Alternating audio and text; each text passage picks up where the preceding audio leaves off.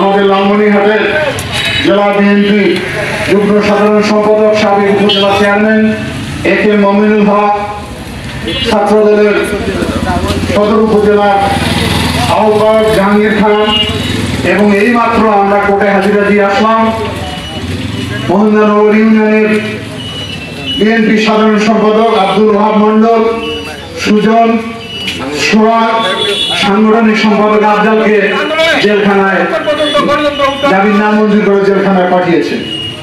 সকল বন্দীদের মুক্তির দাবিতে আজকে জেলা বিএনপি কর্তৃক আয়োজিত এই মানববন্ধন কর্মসূচি উপস্থিত প্রখর রৌদ্রে আমার প্রিয় সহকর্মী ভাই ও ভাইয়া, আসসালামু আলাইকুম। কথা বেশি বলার প্রয়োজন নেই, কারণ এই সরকারের কাছে কোনো বিচার দাবি করে লাভ হবে না। কারণ এই সরকার সারা বাংলাদেশের বিচার ব্যবস্থাকে ধ্বংস করে দিয়েছে, কোর্ট ব্যবস্থাকে ধ্বংস করে দিয়েছে। সুতরাং আন্দোলন করে আমাদের নেতা কর্মীদেরকে মুক্ত করতে হবে। সর্বোপরি সরকার যে কিরকম সাবেক আইজিপি বেনজির শুদ্ধাচার পুরস্কারে ভূষিত হয়েছে শেখ হাসিনার হাত থেকে, এত বড় একটি দুর্নীতিবাজ ব্যক্তিকে যে দেশের প্রধানমন্ত্রী শুদ্ধাচার রাষ্ট্রীয় পুরস্কারে ভূষিত করে, তাহলে শেখ হাসিনার অবস্থান কি এটা বোঝার আর বাংলাদেশের মানুষের বাকি নাই। পুলিশ ভাইদের উদ্দেশ্যে বলতে চাই, একদিন বেনজিরের কথায় বাংলাদেশের পুলিশ উঠবোস করত। সেই বেনজির 17,000 কোটি টাকার মালিক হয়েছে, সরকার সেখানে নজর দেয় না।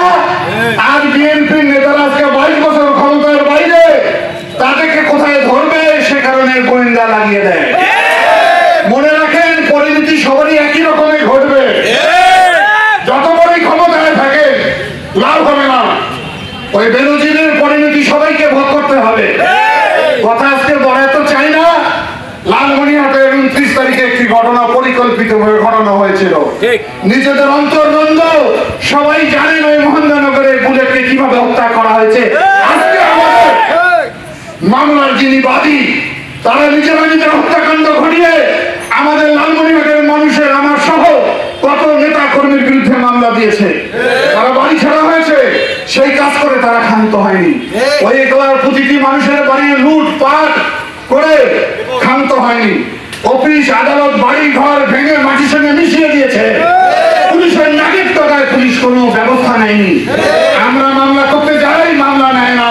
মনে রাখেন, মামলা আজকে না হোক 10 বছর পর মামলা হবে। সুতরাং সময় বেশি দিন নাই। বিনা ভোটে এমপি হয়ে যারা চেয়ারম্যান হওয়ার যোগ্যতা রাখে না, সে হয়েছে আমাদের এমপি।